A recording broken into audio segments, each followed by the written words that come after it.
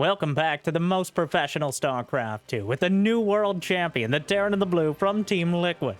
It's Clem. But his greatest nemesis facing off yet again against the mysterious MaxPax. A best of 5 Terran versus Protoss Grand Finals to the WardiTV Cup.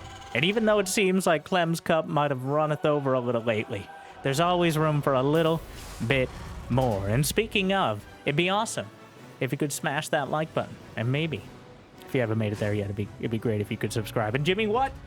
Are we 1,430 likes on this video, on this cast, this tribute to the gods of the algorithm. And I'll cast another one. And I'll probably do it anyways. But thank you for watching. Hopefully you've had a good day so far. And hopefully it's about to get just a little bit better. Clem making a bunker in his own base. Wow, what a defensive start. Not a 2-gas, but instead opting for the much more defensive style, which is incredibly rare considering who we're talking about. Usually the in-your-face constant aggression, but instead he's letting MaxPax take the initiative somewhat, though that first adept is maybe wishing it wasn't. Goes into the trees, hides there for just long enough to complete the shade away instead of getting chased down by the Reaper. So escapes from persecution to start, and well, while that adept may be permanently damaged and traumatized, it will survive for now. Reaper heading across. He actually kept it back somewhat too. Whoop! Oh, that first probe from earlier somehow gets away. Micros the probe back up the ramp. What a save from Max. Well, on one of the probes.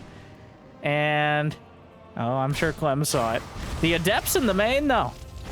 And some damage will be dealt. Gets one of the SCVs. Reaper has been cleaned up. And Hellions get 2 SCV kills as well as a full scout. Maybe a couple more here. No, not quite.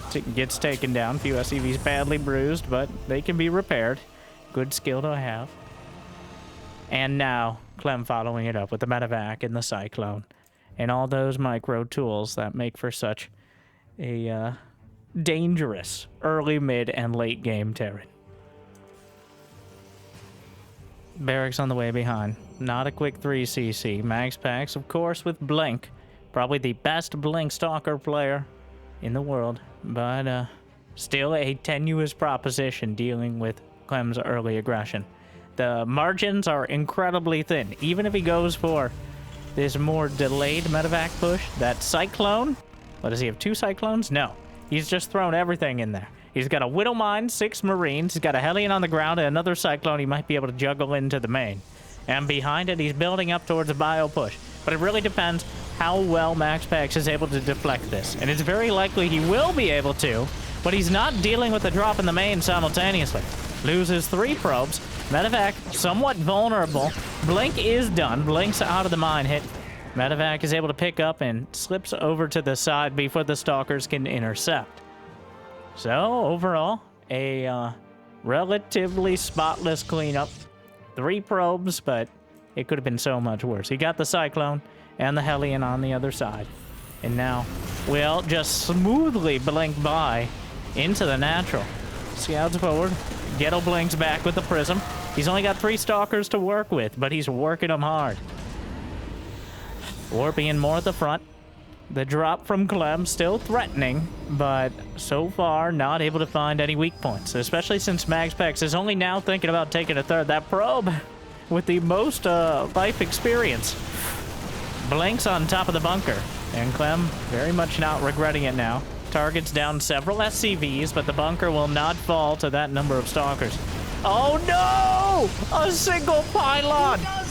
A single pylon depowering a bunch of the production and some of the defense.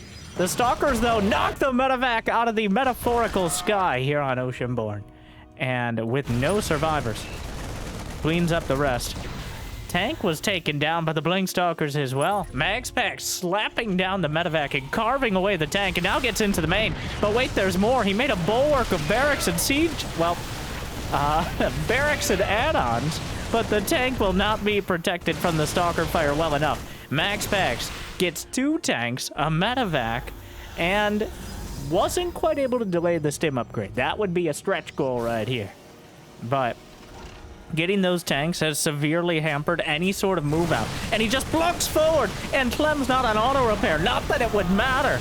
The blink stalker count. So many of those stalkers in autumn colors, but their shields being manipulated so well. MaxPax has to be so careful. A single tank volley might cut his stalker count in twain. But that's still so many stalkers.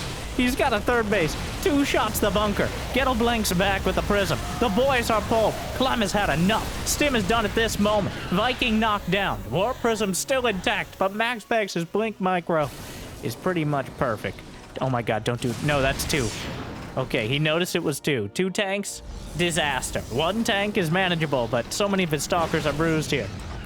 Blinks in with 4, starts sniping off more of the SCVs. Clem finally at a deficit, as MaxPax has spent a lot to do this, but the tanks, he goes for the combat shield, it's denied. Eats a few more stalker hits, but the tanks can't cover the entire base. He keeps whittling away at it. The Marauders are hitting so hard, though. MaxPax's stalker count it dwindled dramatically just in the last few moments. He's trying to keep the pressure. He can't let Clem get a critical mass of bio, because at some point he just starts rolling across the map, and no amount of stalkers is going to shave the units off of it. In small numbers, the blink stalkers can trade pretty well. In medium numbers, it depends on the fight, and in large numbers, the bio army becomes just too much to handle without splash damage. MaxPax is towing a very dangerous line right now, but he's doing it at about the best he ever possibly could. I've never seen someone get quite so much out of blink stalkers against Clem. And it's not like he won the game, but I think he's carved out some map control for himself. Though Clem sent out double medevac drops, there's a 3rd command center on the way. More SCVs will die. Charge is in production, about to be completed. 8 gates online, incredibly important. MaxPax will need that level of production. Recalls back some stalkers to the 3rd. The 4th Nexus is under fire by the Marines and Marauders and will be canceled before it can be saved. Stalkers try to intercept the medevacs, but a little bit too quick on the draw, not able to draw them in. And instead, shoves them into the corner. But now that will anchor a significant amount of MaxPax's units back in order to defend against those medevacs. He can't let them unload. And there's a lot of different places they could make a beachhead. Observer over the top. But finally, we've calmed down just a little bit. And Clem will be taking his 3rd. MaxPax will struggle towards his 4th. Upgrades will complete. It's just just +1 attack for both sides. That tells you how hectic. You could easily be started on 3-3 by 10 minutes. Okay, not easily, but if you're rushing it. 2-2 is definitely not unheard of. The fact that MaxPax only just started +2 and Clem is working on +1 armor, they're so focused on making sure they have boots on the ground that getting long-term upgrades is possibly a bridge way too far. The Zealots having a real tough time targeting anything, but the War Prism drags many of the units back. MaxPax is setting up... Oh no, the double medevac drop! I think he may have select all armied there, as he didn't drop out in the corner, but instead just flew right over the stalkers and loses the drop. The War Prism is taken down, but MaxPax in knocking out those medevacs, and he might be able to hunt them down entirely. Oh no! He didn't quite have the vision. He blinks over to the side, and the medevac will make it home. There's a Ghost Academy on the way. The stalkers are hunting throughout the map. He's just patrolling for it, but he's not gonna find it. The most important unit on the field right now is this Observer. The Observer that's sitting over Clem's 3rd this whole time, watching every moment when he's going to move out, and knowing exactly when you need to be focused on production and when you can be a little more greedy economically. MaxPax about to finish +2 in extended thermal lance, but he's not there yet. And without those upgrades, he's going to have a real tough time engaging the army on the open field. But he is thinking about shaving some of it off. The charge lots may be able to delay the 4th command center. Unlikely. Not a huge deal either way. But he's just buying time and space. 180 supply apiece. It's going to come down to the... No! Not that! Well, I was going to say engagement, but that was a bit one-sided there. Force field's optimistic. Zone things out for now. Dark Shrine's on the way. The upgrades are complete. It's not going to get much better for MaxPax right now. This is the time. The charge lots are coming in. The Widow Mines eat a couple of the Stalkers on the retreat, but the charge lots and the third base will force Clem's army back. MaxPax tries to take advantage of it, but now he's coming up a ramp between a rock and a hard place. Those tanks will deny him entry. And Clem has successfully covered his retreat off the field and dealt with the charge lots. He still only has 60 SCVs. He's been losing SCVs constantly to from the Blink Stalkers to the charge lots, and okay, that's the end of the list, but now DTs are slipping their way through the sneakiest of plot developments. MaxPax is waiting for Clem to make a misstep down that ramp. He's got 3-1 on the way. Clem just started 2-2. Free tank, I'll take it. And the Colossi, well covered. The DTs, keeping Clem busy. DT's on the third, forces a scan. DT at the natural. Going to fight in. The charge lot to eat the Widowmine shots. Fade away from the Ruptor, comes up short. Dark Templar still chasing SCVs. More charge lots in the natural, but Clem starting to get picked apart. He's maintaining that 60-ish SCV count, but now 17 dead. The charge lots found the connection. Disruptor shot. Again coming up empty, but he has 0 kills and 2 shots. 19 SCVs dead, but Clem's army supply is pretty terrifying at the moment. +3, +2 for MaxPax. Oh, that could be a disaster. The Blink. 1, 2, and 2 Gs. Wow. MaxPax put himself in the right place to be at the right time. The opportunity was there, and he captured it, knocking down those medevacs, and Clem, without him, wow, feeling the stress. So MaxPax able to keep the pressure on Clem, and I think this was Clem kind of trying out that more defensive style. That's how he used to play Terran versus Protoss. He let the Blink Stalkers get in your base, slap you around a little bit, and then when you strike back, you punch so hard you knock him out of the game. Except MaxPax never really let Clem come across the map. That push never happened, the one he was building up for. So the Blink Stalkers ended up setting the tone. And, well, only discord in Clem's base. Game 2. Somewhat confusingly, they've switched colors, but if you can tell the difference between Protoss and Terran, which most people can, even if they won't admit it publicly, then it shouldn't be too much trouble to tell. First probe. I wonder if Clem is... So, obviously when you won $1 million tournament, and we'll get the pedantic people saying, well, technically first prize was only like 400,000. And I think he also got 50,000 for being the MVP of the tournament or something. It was only like $500,000 when you add up everything. So the summary though is these weekly cups for Clem are less a paycheck than they are the best chance at getting good practice and competition. And he's played in pretty much all of them historically. That's the joke, is the Clem versus MaxPax ESL Cups, now replaced by Community Cups, hopefully temporarily. Like and subscribe. But this is his opportunity to have some... Because the ladder is not the same. All right? It's just not. Especially at the very bleeding edge when you're playing against players who you've played hundreds of times. Even in lowly 2,000 MMR below Clem, Masters, where I am most of the time. You play the same players almost on a daily basis. But there's something much different about playing a best of 5 for any prize money than there is about having a fun game on the ladder. Or, well, a game on the ladder. So, whatever it is he's been doing, which is playing in all these cups, clearly has been working for him, considering he's the world champion. I don't know how much he practices off of, like, behind the scenes or with other players outside of the ladder and tournaments, but much like Dark, He seems to plan pretty much everything he's awake for. And when he plays poorly, maybe only half awake for, depending on... Is that a Dark Shrine? Oh my gosh.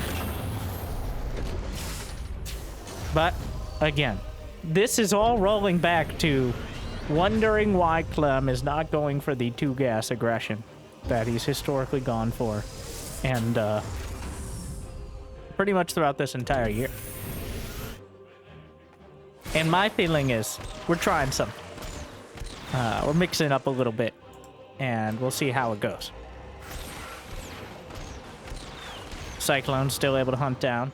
So, Dark Shrine on the way. Speaking of Dark, a shrine to him for MaxPax.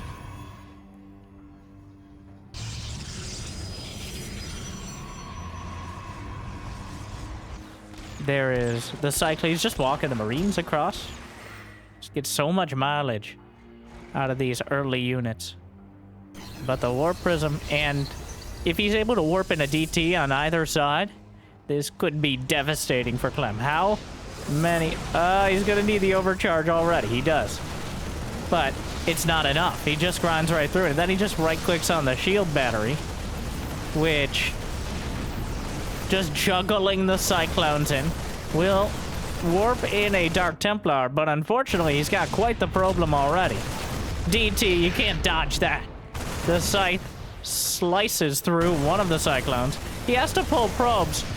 I mean, it's an economic disaster for MaxPax. Even though there's a DT on either side, it's just too little. And it's far too late, though. The scan missed. He was able to slip to the side of it and start slicing through, so MaxPax strikes back. 29 probes is a lot of probes. Oh, get out of there! Clem, a bit off point with the scans, and that means the DTs may be able to save the day. But the reason the day needs saving is partially because he rushed our Templar. So, well, yeah, there's no healing that.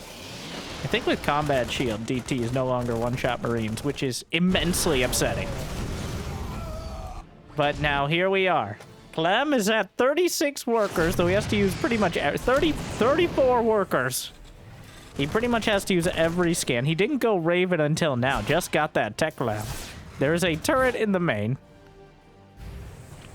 MaxPax is building charge. Oh my.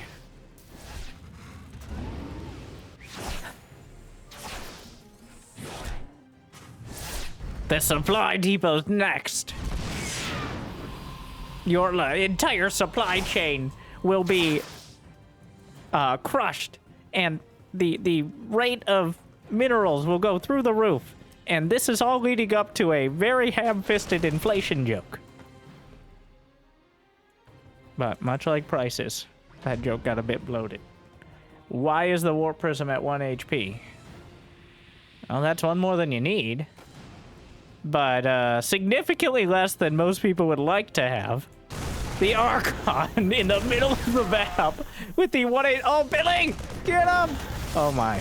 Goes for the medevac. What am I watching? There are 11 HPs between that Archon and the Prism.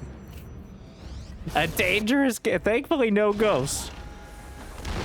Not that it would matter much. He drops out, juggling the Archon, trying to get it. He's juggling past the Liberator range, trying to maximize the effect, and negated the Liberator by going to the other side. The Archon is now out of shields.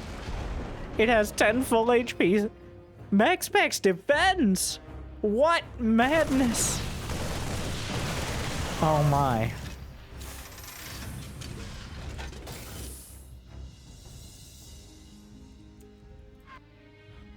So MaxPax is still struggling. If he'd only lost 20 instead of almost 30 probes, I think he'd be in a pretty good spot. But that is just such a deficit that he's trying to drag himself out of. And he's made some progress, but there's still quite a hill to climb. And this is not that hill. Do not do this. Don't do it, MaxPax. He has the high ground. And bunkers. Yeah, well...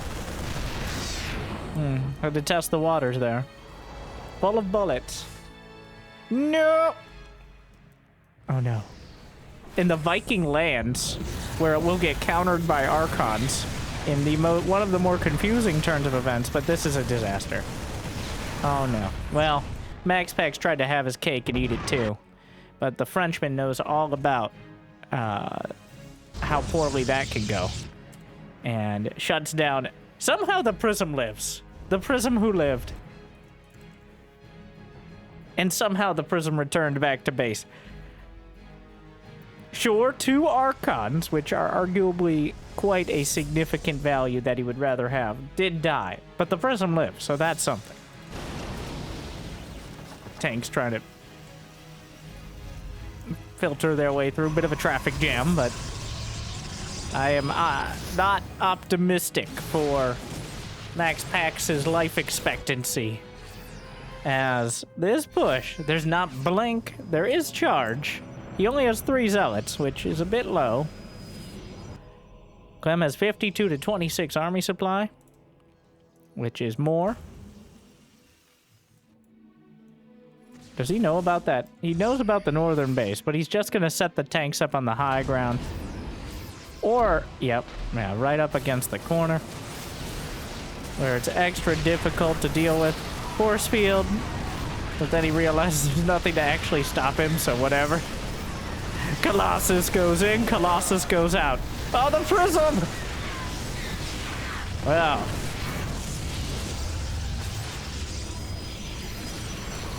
Colossus, try to tiptoe forward, but... I appreciate that he's not just giving it up.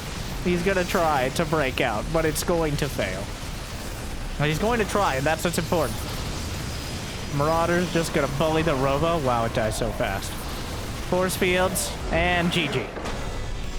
Clem, a little bit too much. He handled the DTs, and that, I think, demonstrated why Dark Templar rushes are just not really a thing. You very simply cannot get the DTs into position. I guess if you skip the Robo, but in that case, you're just praying. But you can't get the DTs by the time they can just walk across the map and kill 20-something probes. Now, maybe on the latter, where Terrans are somewhat more timid and less precise, though I doubt they'd admit that, you can get away with it. But MaxPax limit testing his own builds here, and that one came up short. Game 3, Amphion.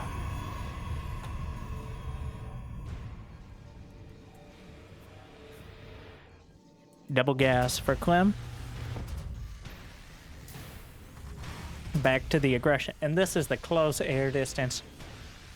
Hop, skip, and a Reaper jump away. So, not the least bit surprised to see it. Here comes the probe to do a little bit of workplace harassment. Part of every imbalanced breakfast.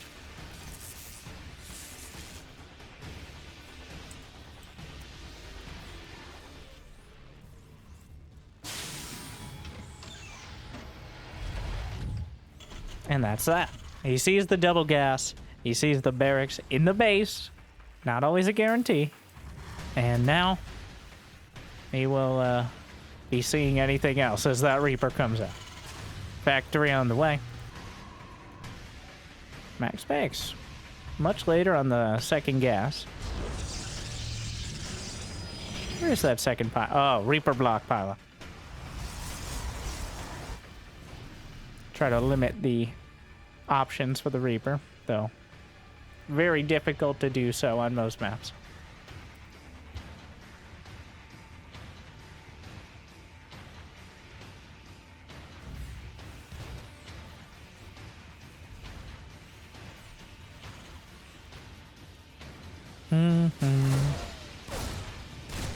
All right, Mr. Reaper.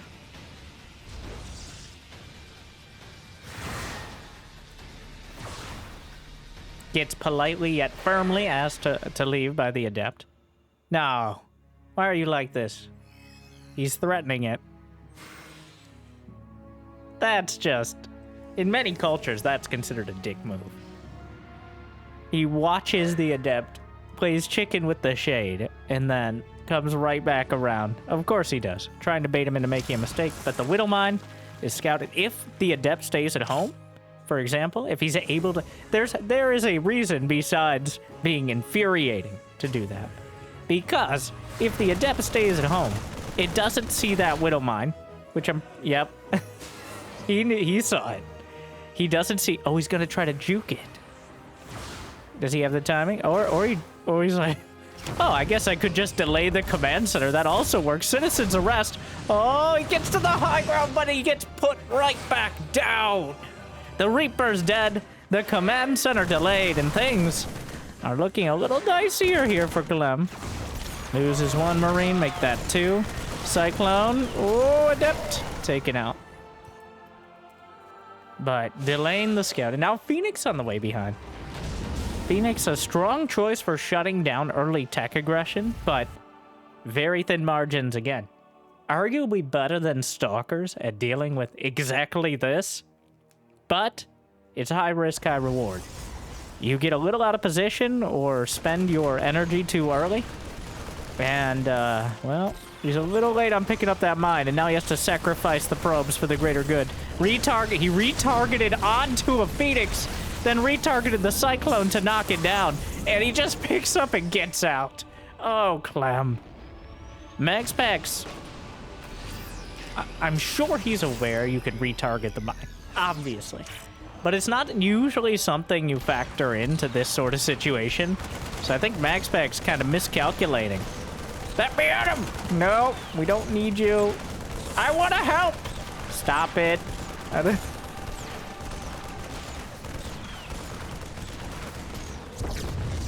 Typical group project. More Phoenixes on the way. Robotics facilities all done. Mech Protoss is the choice. But here comes Clem with even more Oh, no, he went too far. One more Adept dead. A Viking. MaxPax has the probe count here, Clem. He had that delayed command center, as well as just a generally very tech-heavy build, which means you don't get quite as many SCVs as early, but he sacrifices the Adept, but he saves the mine anyways. Blood for the blood god, but the sacrifice was not enough. The Widow Mine at 1 HP. And now a siege tank. The shield battery overcharge was already used. Still more than 30 seconds out. More shield batteries on the way.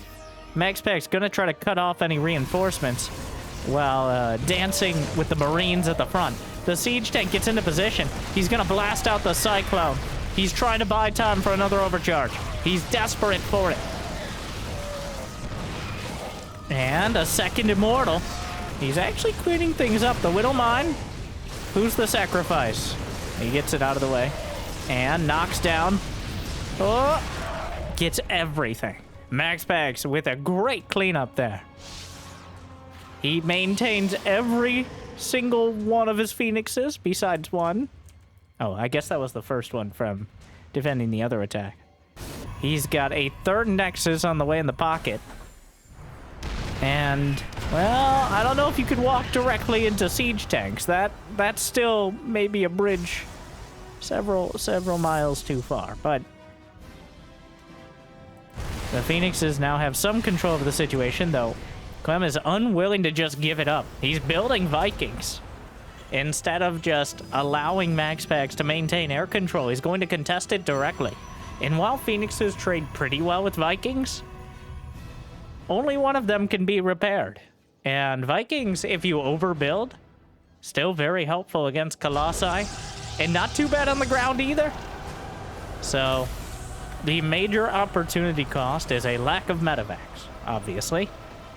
But if you're able to knock down Colossi and Phoenixes, you've knocked down, well, pretty much the entire army MaxPax has. He has 1 Colossus, 5 Phoenixes, a couple Immortals, a handful of Stalkers, and 2 Snow Globes. So, otherwise... Oh my god, did he spot the Observer? No. He scanned the third. The Observer just tried to make it less obvious he was there. Oh, he sieges it up. Well, that's gonna give it away, right? Either way, picks up a Marine. He knows about the base. I think Clem a little surprised to see that base. But now that he knows about it, he is making a whole lot of headway towards it with the main army. Gonna intercept some of the Vikings. MaxPax, the Danish player, knows exactly how dangerous Vikings can be when left unchecked. The Phoenix is looking for something. The Colossi must be protected from the Vikings. He's like, there's nothing, there's no anti-air. He's just gonna kill the Colossus. Oh, that was sad. And then he murders the shield battery. And MaxPax, what's your plan? What's your objective? Oh, that's a weird timing to unsiege. He's kind of half base trading, but it's not really a base trade if they take your base and you get done. He picks up a tank, but the SCVs are almost enough to beat this army. Clem agrees. Oh, thought he would fight for a moment. He's going to lose a Nexus. The command center, unlikely to die. The reinforcement should be enough to clean this up. And the Vikings! MaxPax, what are you doing? MaxPax has kind of lost the plot on this one, I feel. Usually it seems like they're so close. Blink is not done. Oh, no. Oh, it's a disaster. On both sides. MaxPax was acting like he had twice the army supply on both sides of the map. If he did, then maybe he could have base traded. But instead, he loses his third, mildly inconveniences Clem's. He's gonna clean up this army, but the damage has been done. I guess the saving grace is Clem didn't notice where the probes went, and they'll sneak another base. But nothing's stopping Clem from putting together the rest of his units, joining up with his newly minted Medivacs, and just rolling across the map. +1 upgrades for either side, nothing else in production. Another hectic game, really focused on building up those unit composition. But there's no answer here. Clem's up 40 supply.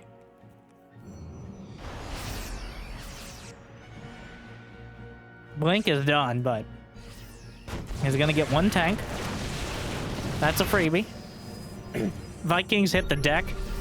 There's an Immortal. And a Phoenix. That's it. Here come the Stalkers. Blink killed a tank, but the Vikings on the ground are still dangerous. And MaxPax just taps it out. Now, that was an uncharacteristically disjointed kind of game from MaxPax.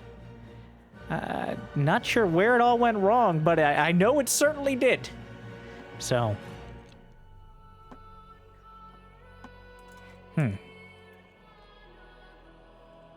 Match point for Clem. And it really does feel like MaxPax just lost track of it there. His game plan did not stack up well enough early on, and there was no real follow-up. All right, Clem building mass Vikings, and then MaxPax no longer have an anti-air. Doesn't work. All right, does not go well. And that means Clem now. It's the MaxPax build! Oh my god. It's been so long! Wait, is Clem proxy rexing? No, he's engineering bay blocking, but it doesn't work against the MaxPax build. For those who would like to know about ancient history, I was there all those years ago. Like 2018 or something, when MaxPax was first discovered by, I believe it was Beastie Cutie, who, like, pretty much every foreign Terran player besides Clem is now their retirement fund in Age of Empires 4. Anyways, I digress. MaxPax discovering that instead of doing a 2-gate proxy, or 1 gate in the base and 1 gate proxy, you could just proxy a gate. Which, for several months, was a surprisingly effective counter to pretty much all Terran builds, partially because Terrans have gotten so greedy, which is just a historical consistency. And it doesn't necessarily hamstring you back at home, because you can recall any of those early units you need to defend against something like a Reaper. I don't think I've seen MaxPax do this, at least against Clem, in like, I can't remember. It all blends together, but at least months. And it's just the straight up one gate as well. Unfortunately, Clem, he engineering bay blocked. Base is under and already has the wall off, so clearly suspecting. But when you engineering bay block, it makes a lot of sense to expand on the high ground. The Zealots are trying to break through. And, well, they need to try a lot harder than that.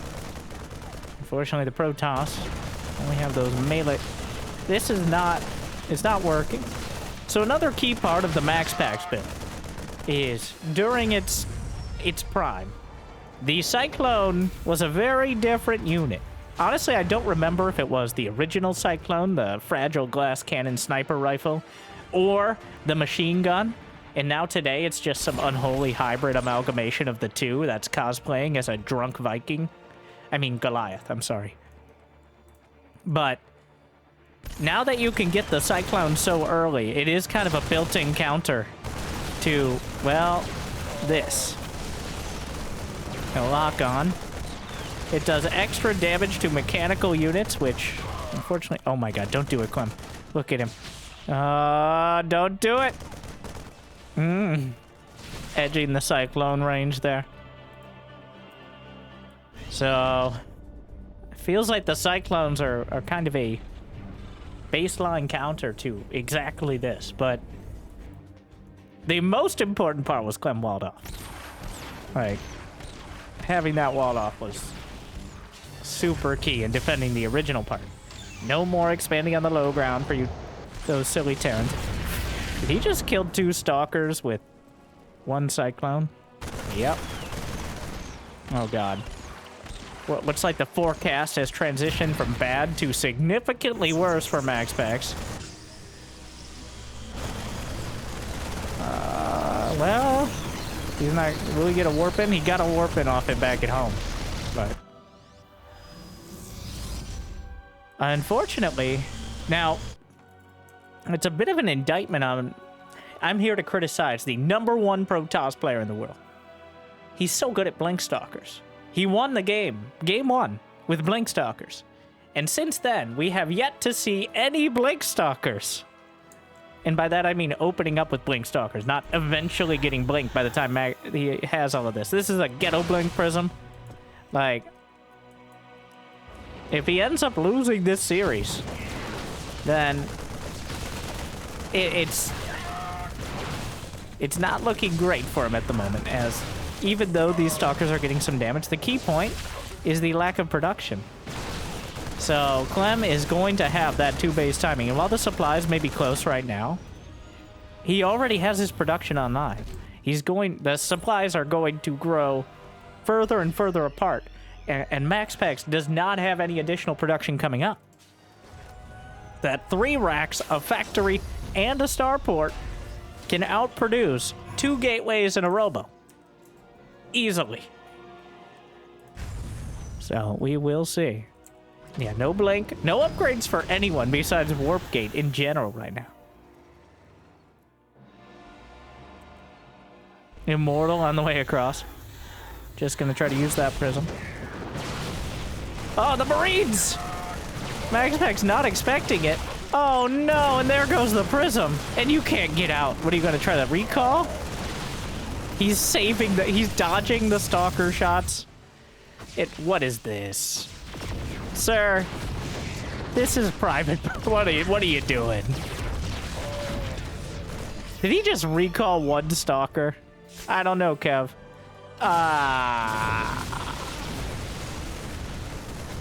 Oh, it's a disaster.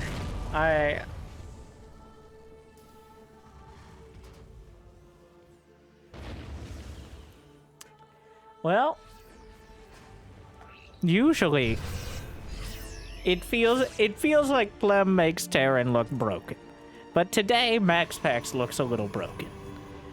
His micro's still very good. His decision-making feels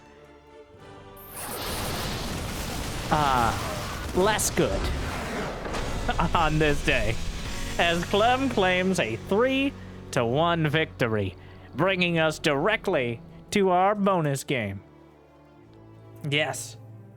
Where MaxPax will fight against another world champion on the same map.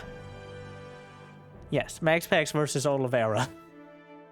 I kind of wanted to get a comparison on how he handled it against a different Terran player. So, Clem will take it 3-1, and quite convincingly, but it does feel like one of those series, not to criticize, okay, definitely to criticize, but a bit confusing, the decision-making. And it's very hard to make split-second decisions.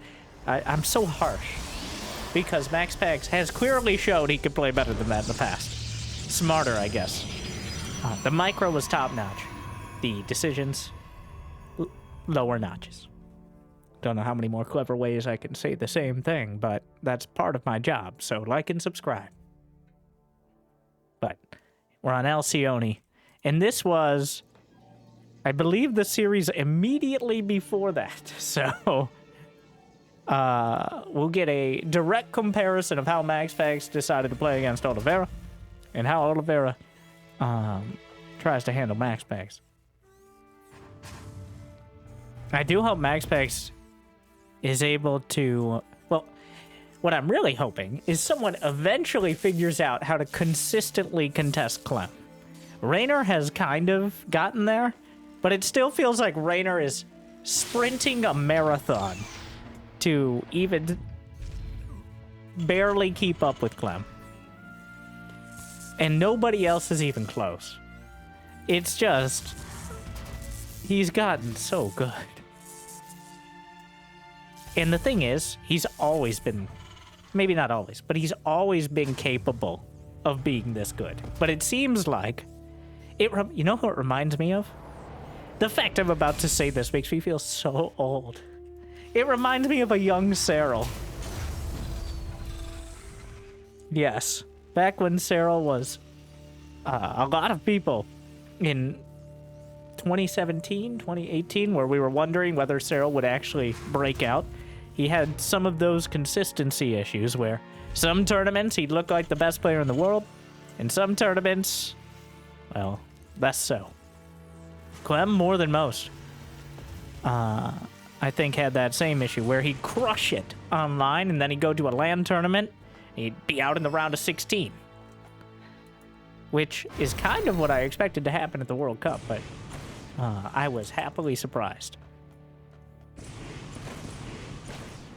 So, but Clem seems to have taken very dramatically and decisively Cyril's spot in that column of, can anyone beat this man? But the difference is, Cyril did not and does not play in all these weekly tournaments. You don't really get a...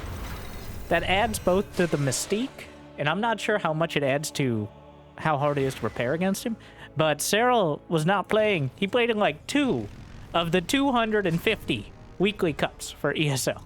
Clem won, I think, 75 of them. Something like that. And took second to MaxPax in another 50. So, we get a much more regular gauge on how Clem plays than Cyril, which makes it... I'm not sure if that makes it more or less impressive, but it's certainly a different experience than Cyril's kind of rise to power. But I do think Clem has a ways to go to claim the greatest of all time spot, just because Cyril has been the king for so long. But right now, he's the new king. We'll see how long he sits on his throne. Clem's not even in this game. I got distracted a little, but Oliveira with the Reaper Hellion up against the Blink Stalkers. It is going to be Blink. MaxPax breaks out the Blink. No DTs, no weird Stargate build, but Blink instead. Up against the early aggression. It's going to be a flat-out 2-base timing. The anti-Blink tank timing. Now to Oliveira. Intent on building as many units as possible and hitting before there's a critical... Really just hamstringing any third base. If MaxPax takes a third base too early, then you just maybe get straight up knocked out of the game by this 2-base timing. Now, if those Blink Stalkers are as near perfect as they almost always are, then it's still quite a strong, especially since you don't have medevacs. You can't really afford to stim more than once or twice, because that's permanent damage. And here comes MaxPax. He's got 10 Stalkers, and there's really not that much here. Blunks on the tank, gets a couple hits in, but he yanks back several of the Stalkers, zoops them into the prism, but there's no other anti-air. There's no hint of a starport. It's just Marines without combat shield, and the bunker isn't even done. He may be able to delay it. He gets the SCV, more pulled off the line to make sure he can deal with it. Finally finishes up the bunker, taking some extra damage, but more Stalkers warped in as MaxPax takes the third base back at home. Observer will spot any safe location. If he gets stim, well, there's not too long left. He blinks in. Not going to bother going for the tech lab. Even if he got it, it would cost him so many Stalkers, but instead going to trade with the army itself. I guess that solves the problem in another way. If he has no units left to stim, you don't have to worry about the upgrade. And that's so many Stalkers. He gets so many of them. God, the momentum builds so quickly. He's eating the tank shots with a single Stalker, takes out 2 tanks. And Oliveira is not able to get out of his base. He stims his Marines and Marauders, but the Stalkers, he's only lost 4. He's killed 3 tanks. That's quite a trade. A lot of these Stalkers are so badly hurt, but they're still alive, and they can still do their damage. The boys are pulled, but MaxPax almost has his third base done. He has it done. He continues a fighting retreat across the map, and these SCVs are not easily replaced. Is there a starport? No! The Blink Stalkers are near perfect here. Just, oh my. The preemptive, he's dodging some of the Marauder shots. That's it! That's it!